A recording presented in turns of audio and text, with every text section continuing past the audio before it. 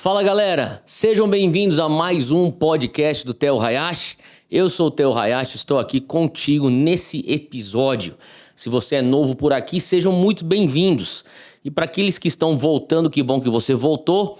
E eu imagino que você voltou porque aquilo que você tem recebido nesse podcast tem sido de alguma maneira útil para você e benéfico. Por isso eu quero te encorajar, comece a espalhar para geral e difunde isso aí que tem sido uma bênção na tua vida.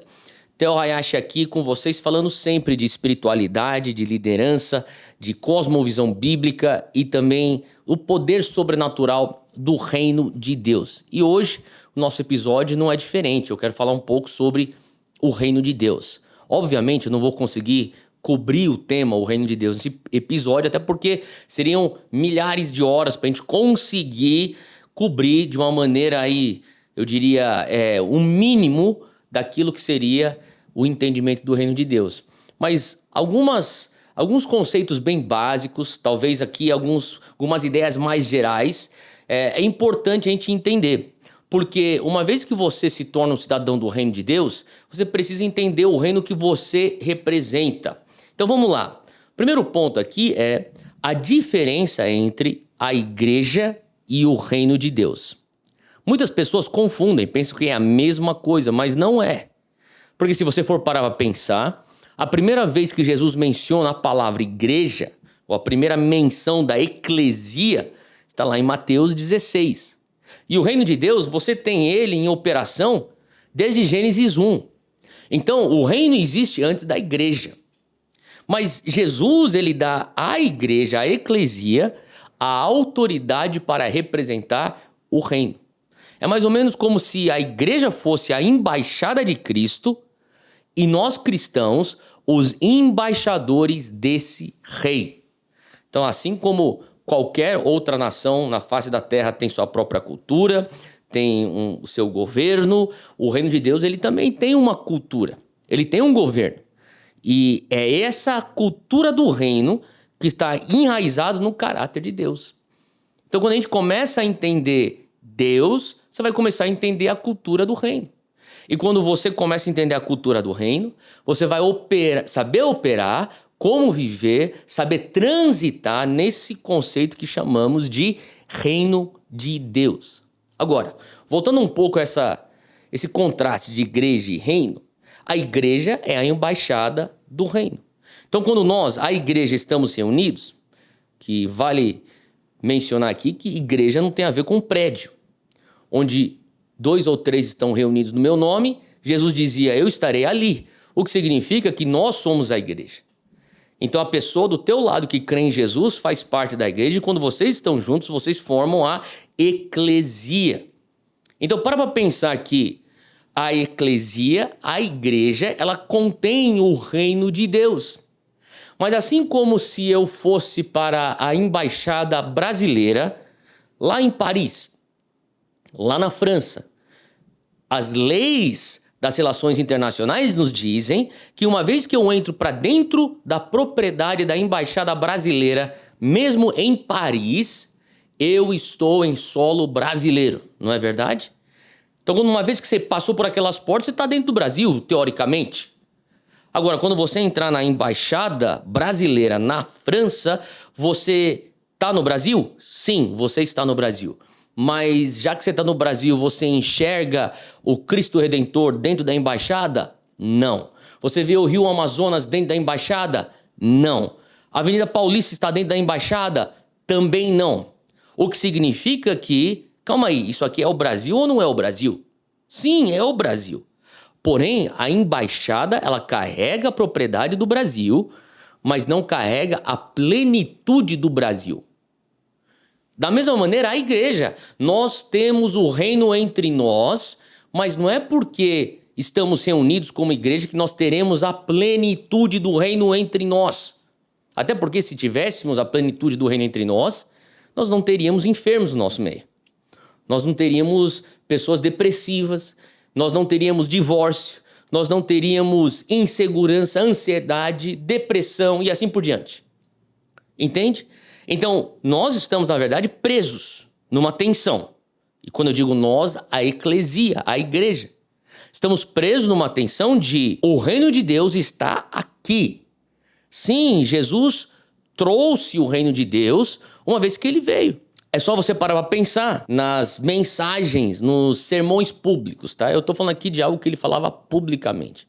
Quando Jesus começava a ensinar publicamente, você vê lá no Evangelho de Mateus, Evangelho de Marcos, Evangelho de Lucas, você vai encontrar que Jesus, quando ele fala publicamente sobre o Evangelho, ele está sendo bem específico em qual tipo de Evangelho que ele está pregando.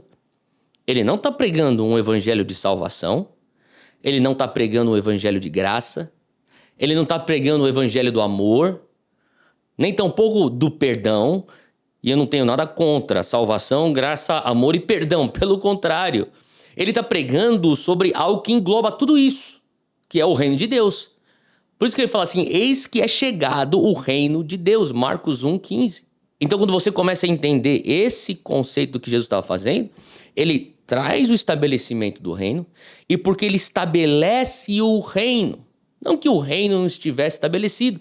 O reino ele já está em operação desde Gênesis 1. Mas o pecado do mundo limitou a ação do reino no nosso meio como seres humanos. Jesus vem e ele libera através da nova aliança o reino de Deus sendo estabelecido aqui e agora. É isso que ele está dizendo.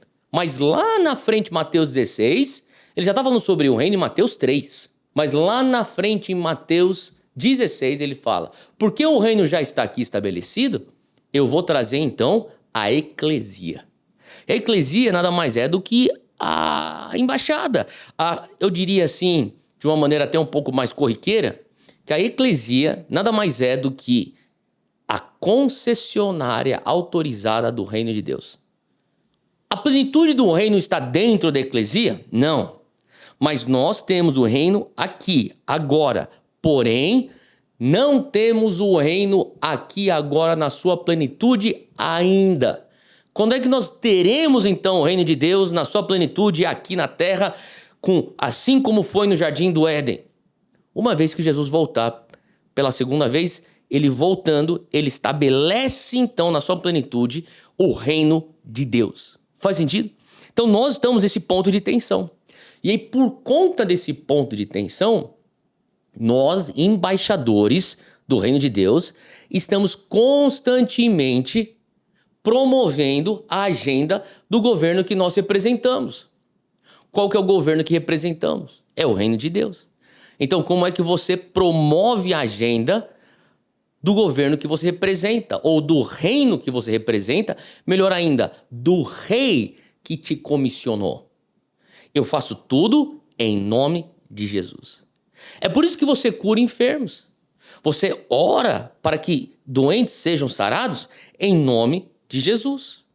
É por isso que você liberta os cativos. Você expulsa demônios em nome de Jesus. É por isso que você evangeliza. E uma vez que você evangeliza, você leva a pessoa a fazer uma oração de entrega, de conversão, de novo nascimento em nome de Jesus. E é por isso que você tem comunhão com o Pai em nome de Jesus. E você pede para a expansão do reino dele, como Jesus nos ensinou na oração do Pai Nosso. A oração do Pai Nosso nada mais é do que a evidência que de fato somos embaixadores do nosso Rei e que a agenda de Jesus não é que nós viéssemos escapar da terra, mas que nós viéssemos ser os vetores do céu na terra. É por isso que Jesus nos ensina a orar com Pai Nosso que estás nos céus. Santificado seja o teu nome. Que venha o teu reino. Aonde? Na tua realidade. Que seja feita a tua vontade aqui em São Paulo, como é nos céus. Que seja feita a tua vontade na minha família, como é nos céus. Que seja feita a tua vontade, seja de onde é que você estiver aí me escutando, como é nos céus. E você é o vetor disso. O problema é quando nós confundimos o nosso destino com a nossa missão. Para pensar nisso. Eu e você, se você é crente em Jesus, se você crê em Cristo como o único caminho, a verdade e a vida ao Pai, nós temos então vida eterna garantida. E sim, o nosso coração é um coração agora novo, as coisas velhas se passaram, a palavra diz, eis que tudo se fez novo. E sim, nós pertencemos a um lugar que não é daqui, é um reino celestial. O nosso destino é o reino celestial. Mas quando nós confundimos o nosso destino com a nossa missão, nos tornamos então evangélicos ou cristãos, parados aqui na terra, sem perceber ou até percebendo, numa contagem regressiva até a morte ou até a segunda vinda de Cristo. E ele quer mais do que isso de nós. Ele quer que você venha entender que, sim, o teu destino é o céu, mas a tua missão é trazer o céu aqui para a terra. E por isso que ele te deu autoridade, em nome de Jesus. E por isso que ele te dá, então, uma missão, que nós chamamos de grande comissão, ou alguns lugares chamam isso do ID. ID fazer discípulo de todas as pessoas e de todas as nações. Ocupai, ele diz, granjeai-o, ocupai até que ele venha. Nesse interim, onde o reino de Deus está aqui, e que o reino está para voltar na sua plenitude, eu e você temos uma missão aqui. Temos que ocupar. É por isso que você tem que ocupar, além de simplesmente um banco de igreja evangélica. Na verdade, ocupe o lugar de trabalho. Se você tem um chamado para o ramo da educação, ocupe tua sala de aula. Se você tem chamado para a área da ciência, ocupe aquele hospital ou aquele centro de pesquisa, ocupe com o reino de Deus. E assim como o próprio Cristo já dizia lá no Sermão do Monte, em Mateus 5, assim brilha a vossa luz diante dos homens, que eles vejam as suas boas obras. É isso mesmo, boas obras. Você foi feito para fazer boas obras, fazer com excelência, fazer algo de ponta, ser o melhor, está lá dando exemplo, assim como Esther, Daniel, José deram exemplo, e assim glorifiquem a teu Deus, teu Pai que estás nos céus. É isso que Jesus nos ensina. Então, uma vez que eu entendo que eu sou filho do rei, eu sou embaixador do reino, eu pertenço à eclesia, que é a concessionária autorizada do reino, ou a igreja ou a embaixada do reino aqui na terra, nós entendemos que não é porque eu sou chamado para o mundo dos negócios que eu vou ficar desvinculado da igreja. Domingo eu chego na igreja para eu entender a constituição do meu reino.